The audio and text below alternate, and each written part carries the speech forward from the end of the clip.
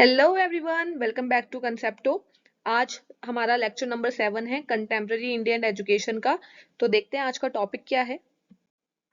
So today's topic is historical overview, policies, programmes and reforms in Indian education.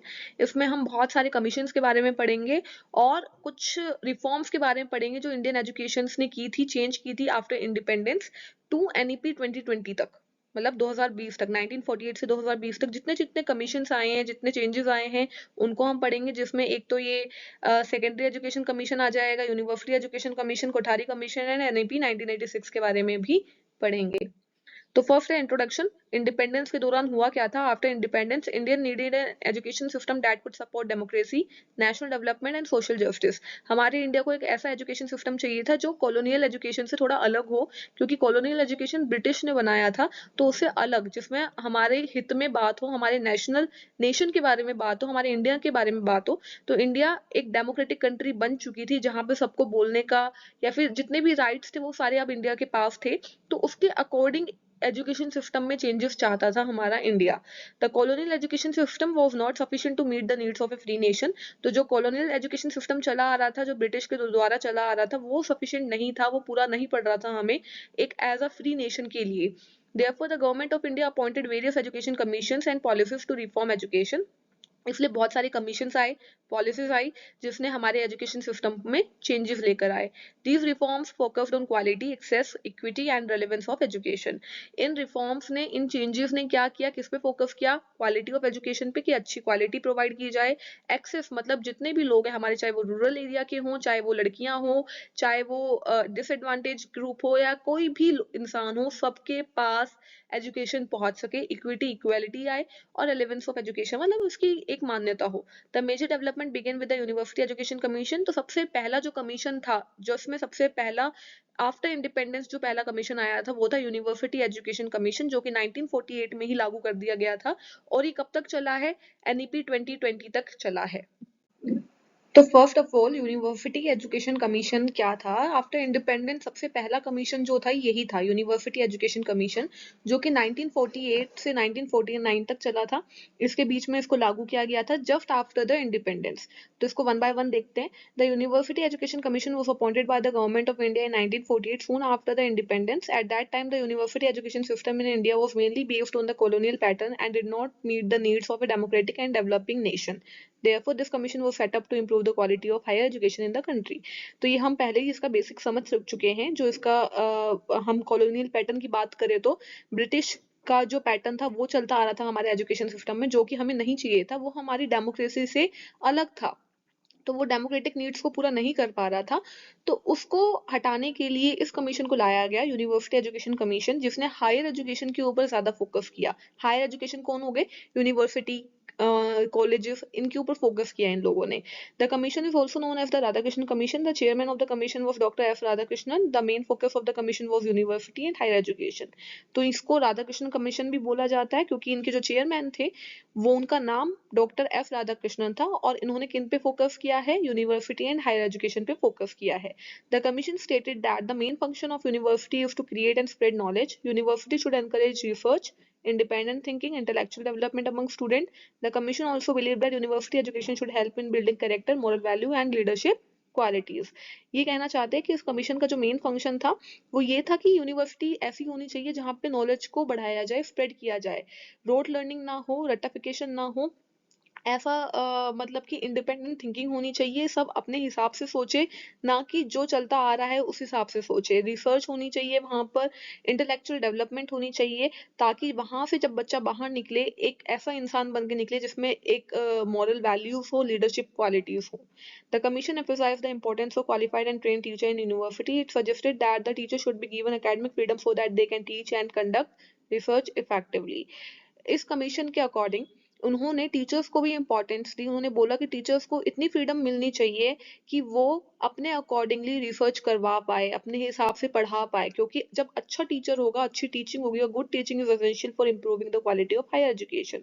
अगर teaching अच्छी होगी, उनके हाथ में कुछ होगा, टीचर्स के हाथ में होगा, टीचर्स अपने हिसाब से जब पढ़ाएंगे तो हायर एजुकेशन की क्वालिटी अपने आप इम्प्रूव हो जाएगी। The commission recommended improvement in the curriculum, teaching method and examination system. It felt that the examination system should be depth understanding and critical thinking rather than rote learning. उन्होंने ये भी बताया कि curriculum में improvement होना चाहिए, साथ साथ में रोट लर्निंग को हटाकर अंडरस्टैंडिंग बेस्ड इवैल्यूएशन, मतलब टेस्ट वगैरह पेपर वगैरह अंडरस्टैंडिंग बेस्ड क्रिटिकल बेस्ड होना चाहिए, ना कि रोट लर्निंग के अकॉर्डिंग। नेक्स्ट आता है सेकेंडरी एजुकेशन कमीशन।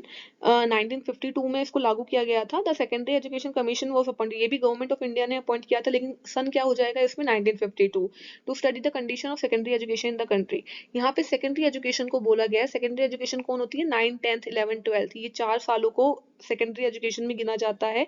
याद रखना, जो पिछला वाला कमीशन था वो हायर एजुकेशन के लिए है और ये सेकेंडरी एजुकेशन के लिए है। At that time, secondary education was considered very important because it prepares student either for higher education or for practical life. उस टाइम पे सेकेंडरी एजुकेशन को बहुत अच्छा, मतलब कि बहुत इंपॉर्टेंट माना जाता था, क्योंकि सेकेंडरी एजुकेशन ही बेस है। अगर आपकी 9, 10th, 11th, 12th सब बेस क्लियर होगा तो आप हायर एजुकेशन में आपको ना तो स्ट्रगल करना पड़ेगा, ना आप प्रैक्टिकली आपका वो सब बिगड़ेगा। तो सब आपका जो बेस है वो सेकेंडरी एजुकेशन पे है, और वही बहुत अच्छा करना चाह रहा था ये commission. The commission is also known as Mudaliar commission. The chairman of the commission was Dr. A. Lakshman Swamy Mudaliar. The main focus of the commission was to improve the quality and purpose of secondary education in India.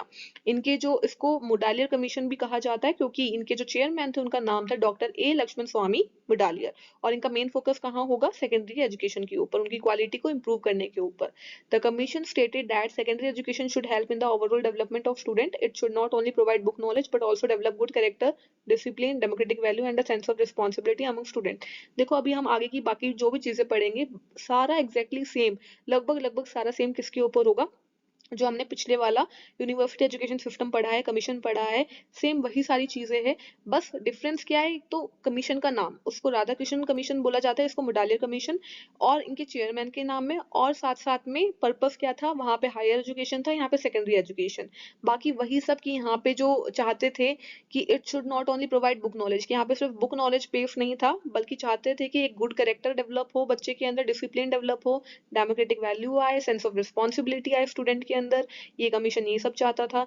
The commission recommended that the curriculum should be diversified. This means that along with academic subjects students should be given opportunities to study vocational, technical and practical subject. This would help students choose suitable careers and reduce pressures on higher education. कि ये academic subjects के अलावा, English Hindi math के अलावा भी और भी subjects होने चाहिए, जैसे कि IT हो गया, GK हो गया, या फिर practical subject जैसे केमिस्ट्री, फिजिक्स, ये सारे practical subjects होते हैं, इनको भी पढ़ाया जाना चाहिए। इसमें भी ये अपॉर्चुनिटीज दी जानी चाहिए, साथ साथ में जैसे गेम्स वगैरह हो गया, ताकि वो डाइवर्सिफाइड बने, मतलब हर डायरेक्शन में उसको वो मतलब कि ऑलराउंडर बने, सिर्फ एक किताबी कीड़ा बन के ना रह जाए। The commission also emphasized the importance of improving teaching method. It suggested that teaching should be more student centered and activity based. Teachers should guide student instead of only delivering lecture. Teacher ऐसा होना चाहिए जो सिर्फ आके lecture ना दे, बल्कि activity based teacher होना चाहिए, जो एक्टिविटीज करवाए बच्चे से, स्टूडेंट की चीजों को समझे, स्टूडेंट को समझाए, सजेस्टिंग होना चाहिए। टीचिंग मेथड्स को इम्प्रूव करने के लिए कमीशन ने कहा।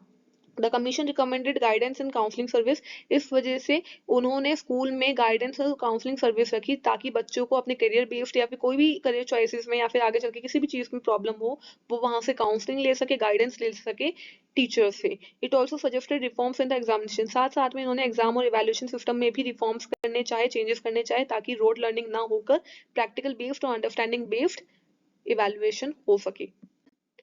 नेक्स्ट आता है कोठारी कमीशन, जो 1964 में आया था, 1966 तक चला था। The Kothari commission was appointed by the, इसको भी गवर्नमेंट ऑफ इंडिया ने अपॉइंट किया था।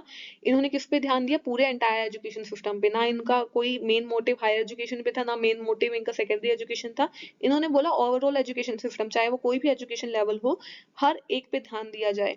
Eight that time there was a need to connect education with national development and social justice. उस टाइम पे क्या जरूरत थी कि सोशल जस्टिस से कनेक्ट करना है, नेशनल डेवलपमेंट से कनेक्ट करना है एजुकेशन को, क्योंकि ये चाहते थे एजुकेशन हर जगह डिलीवर हो, चाहे वो कहीं से भी हो बच्चा, चाहे रूरल एरिया से हो, चाहे वो किसी भी बैकग्राउंड से हो, सबको इक्वल अपॉर्चुनिटी मिलनी चाहिए, चाहे वो अमीर हो गरीब हो। तो ये सोशल जस्टिस चाहते थे कमीशन वाले। The commission is also known as education commission, इसलिए इस कमीशन का दूसरा नाम है एजुकेशन कमीशन। इनके जो चेयरमैन का नाम है वो है doctor D.F. Kothari. Unlike earlier commission, this commission focus on the whole education system. पिछले कमीशन की तरह नहीं, इन्होंने सारे एजुकेशन सिस्टम पे फोकस किया। The commission stated that education should play an important role in national development. It believe that education should help in building a scientific attitude, social value and sense of national unity among student. इन्होंने ये बोला कि education एक बहुत important role play करता है national development में। कैसे नेशनल डेवलपमेंट कैसे होगा, हमारे इंडिया का डेवलपमेंट कैसे होगा, जब बच्चे के अंदर, किसी भी स्टूडेंट के अंदर, यहाँ पे रहने वाले सिटीजन के अंदर एक साइंटिफिक एटीट्यूड आए, सोशल वैल्यू आए और एक सेंस ऑफ नेशनल यूनिटी आए। तो इस वजह से हमारा नेशनल डेवलपमेंट होगा। तो ये कमीशन स्टूडेंट को इस तरीके से तैयार करना चाहता था ताकि उसमें मॉरल वैल्यूज अच्छे आए। One of the most important recommendation of the commission was the 10+2+3 structure of education. इन्होंने ये बोला कि बेसिक जो एजुकेशन है वो इतनी होनी ही चाहिए। 10+2+3 क्या हो गया, फर्स्ट टू 10th क्लास तक, फिर 11th 12th होगी +2 और +3 क्या होगा, ग्रेजुएशन वाला बेस। तो according to this structure student should complete 10 years of general education followed by 2 years of higher education and then 3 years of university education. की हर एक बच्चे को इतनी एजुकेशन तो लेनी चाहिए।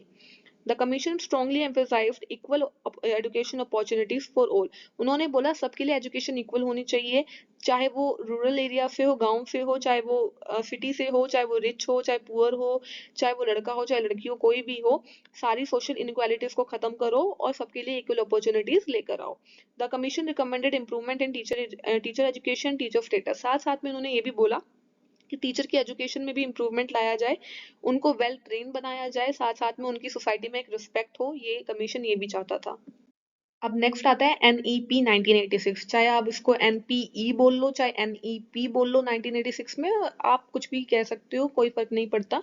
National policy on education was announced by the government of India in 1986 to bring comprehensive reform in the Indian education system. The main aim of this policy was to provide equal access to education, improve quality and promote national development।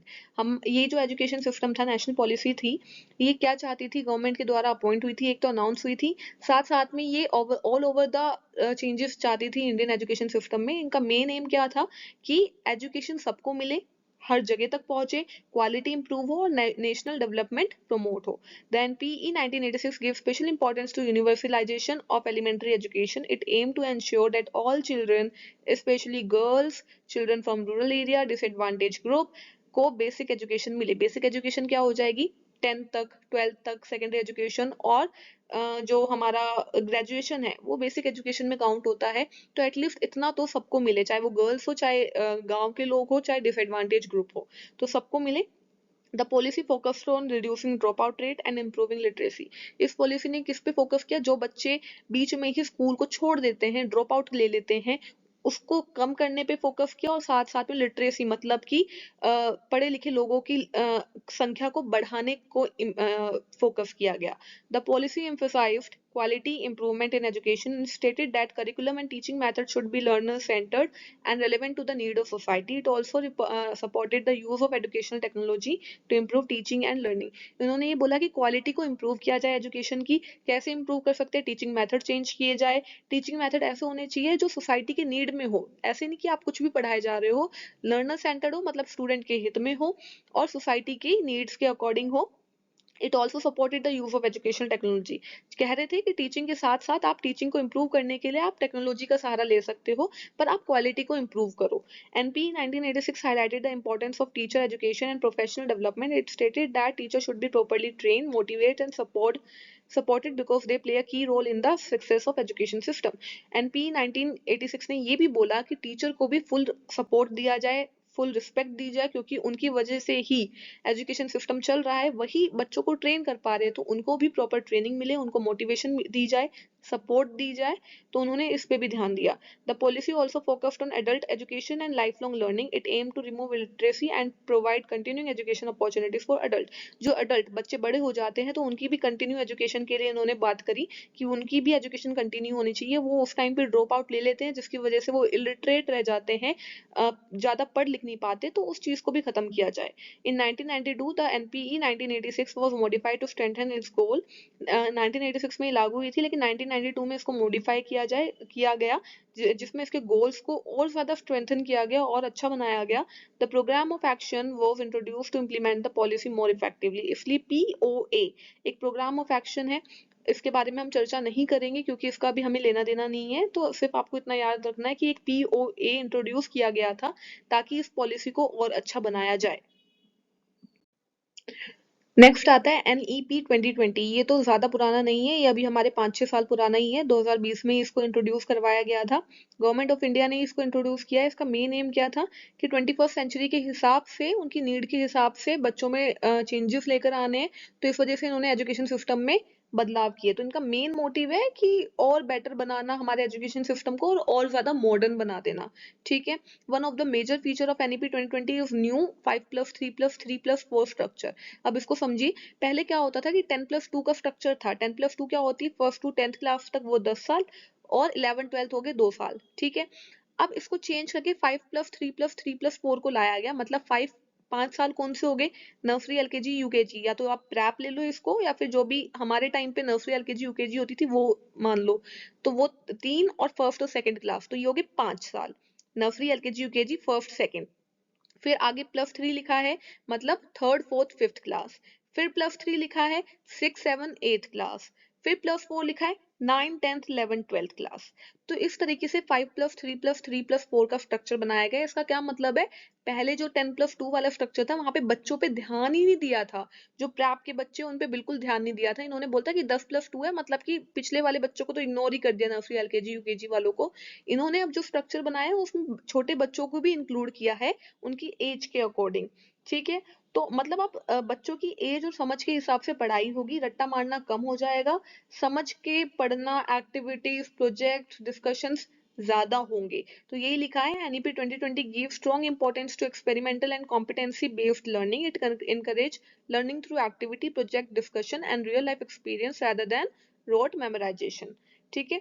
Policy promote multidisciplinary education in higher education. Students are given flexibility to choose subject across discipline. It also introduces multiple entry and exit option to higher education with appropriate certification. इसका क्या मतलब है, higher education में freedom मिल गई आपको, student अलग अलग subject choose कर सकता है, बीच में कोर्स छोड़ने पर भी सर्टिफिकेट मिल सकता है। टेक्नोलॉजी का भी यूज बोला गया है यहाँ पर, मतलब highlight the use of technology in education, it support online learning, digital platform and the use of education. मतलब क्या हो गया, ऑनलाइन क्लासेस आ गई है, डिजिटल प्लेटफॉर्म आ गए हैं, डोर टू डोर के एरियाज तक, मतलब कि जो दूर दूर रहते हैं वहां से भी वो एजुकेशन तक पहुंच सकते हैं ऑनलाइन। ठीक है। तो आपको बहुत एक्सेस मिल गया है, आप कहीं से भी बैठे बैठे आप एजुकेशन प्राप्त कर सकते हैं।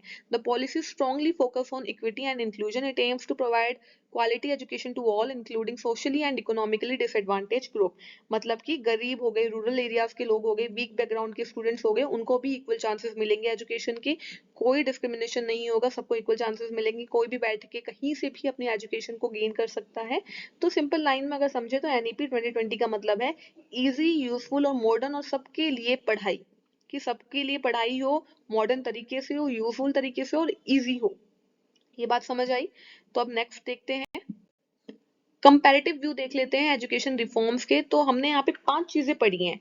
एक तो university education commission, secondary education commission, third है कोठारी कमीशन, NPE 1986 और NEP 2020। तो जो पहला वाला था उन्होंने हायर एजुकेशन पे ध्यान दिया है, दूसरे वाले ने सेकेंडरी स्कूलिंग पे ध्यान दिया है, कोठारी ने क्या किया था कि उसने सबको ध्यान दिया है, मतलब हर टाइप की एजुकेशन, कोई भी लेवल हो, ऑल एजुकेशन सिस्टम पे ध्यान दिया है। तो नेशनल तरीके से नेशनल फ्रेमवर्क फॉर एजुकेशन किया है। NP 1986 ने किस पे फोकस किया था कि एक्सेस हो, इक्विटी हो, इंक्लूजन हो, मतलब हर किसी को शिक्षा दी जाए, इक्विटी हो, इक्वल अपॉर्चुनिटी दी जाए सबको, चाहे वो किसी भी बैकग्राउंड से हो। NEP 2020 ने किस पे फोकस किया, फ्यूचर रेडी एजुकेशन, मतलब कि आज कल की नई जनरेशन के लिए 21st सेंचुरी के हिसाब से उनको मॉडर्न बनाने के लिए मॉडर्न एजुकेशन दी उनको, टेक्नोलॉजी का पूरा पूरा यूज किया है। साथ में एक नया स्ट्रक्चर लेकर आए थे जिसको बोला गया है 5+3+3+4 का स्ट्रक्चर। तो इन्होंने इन सब चीजों पर ध्यान दिया है। तो ये कंपैरेटिव व्यू है, आप यहाँ से देख लेना। नेक्स्ट है overall impact on Indian education. Overall impact क्या हुआ इंडियन एजुकेशन पे, education become more inclusive and accessible. Education हर जगह तक पहुंचने लगी, इंक्लूसिव मतलब जहाँ पे सब लोग कोई डिस्क्रिमिनेशन ना हो, हर इंसान पढ़ सकता है। एजुकेशन इस टाइप की बन चुकी है। Curriculum shifted from rote learning to understanding and skill. Curriculum rote learning से निकल कर, रट्टाफिकेशन से निकल कर कहाँ पे पहुंच गया, अंडरस्टैंडिंग बेस हो गया, स्किल बेस्ड हो गया है। Teacher education gain importance, teacher की भी इंपॉर्टेंस हुई है यहाँ पे, टीचर की जो ट्रेनिंग है उसको इंपॉर्टेंस दी गई है। Education aligned with national development goal, education किससे लिंक कर गया है, नेशनल डेवलपमेंट। अगर एजुकेशन अच्छी होगी तो हमारे नेशन का डेवलपमेंट होगा। Technology became an integral part of education, education के साथ साथ टेक्नोलॉजी का भी बहुत इंपॉर्टेंट रोल अब हो चुका है। कंक्लूजन क्या निकलता है, development of Indian education reflect continuous reform and programmes, कि जैसे जैसे इंडियन एजुकेशन के रिफॉर्म्स की वजह से हमें डेवलपमेंट देखने को मिल रहा है, तो ये बताना चाह रहा है कि हमें कंटिन्यूस रिफॉर्म की जरूरत है जिससे हमें प्रोग्रेस मिले, कि जब चेंजेस होंगे तभी हमें प्रोग्रेस भी मिलेगी। Each commission and policy addresses the need of its time. अब हर कमीशन और हर पॉलिसी क्या बता रहा है कि हर किसी को टाइम लगता है चेंजेस लाने में, ठीक है। Together they shape the modern education system of India. और सारे कमीशन और सारे पॉलिसीज एक साथ मिलकर क्या बना रहे हैं, मॉडर्न एजुकेशन सिस्टम बना रहे हैं। NEP 2020 represent the vision for future education while building on past reform। Past changes के साथ चलते चलते फ्यूचर एजुकेशन को भी एक विजन दे रहा है, एक रास्ता दिखा रहा है, कौन, NEP 2020। So thank you so much, and हो गया है वीडियो का। Please do like my video, share भी कीजिएगा और सब्सक्राइब भी कीजिएगा इस यूट्यूब चैनल को अगर आपको पसंद आ रहा है तो। साथ साथ में अगर आपको किसी और चीज को लेकर नोट्स चाहिए या फिर आपको वीडियो चाहिए किसी भी सब्जेक्ट को लेकर, तो प्लीज मुझे कमेंट में जरूर बताएगा। अगर मुझसे हो पाएगा तो मैं आपको जरूर प्रोवाइड करूंगी वीडियो बनाकर। और साथ साथ में प्लीज सपोर्ट कीजिएगा। धन्यवाद, आपको मिलते हैं हम नेक्स्ट वीडियो में। Bye bye.